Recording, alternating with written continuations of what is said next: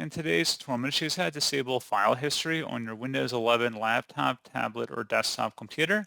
So this should hopefully be a pretty straightforward process here, guys. And without further ado, let's go ahead and jump straight into it. So what I could do is open up the search menu, type in Control Panel. Best result, you come back with Control Panel. Go ahead and open that up. Set the view by in the top right to large icons. And then you want to go down and select versus security and maintenance. And then expand the maintenance section. And versus file history, if it's turned on, you just would select turn off. And that is all you have to do. So pretty straightforward process on that, guys. And as always, thank you for watching. I do hope that was able to help you out. And I do look forward to catching you all in the next tutorial. Goodbye.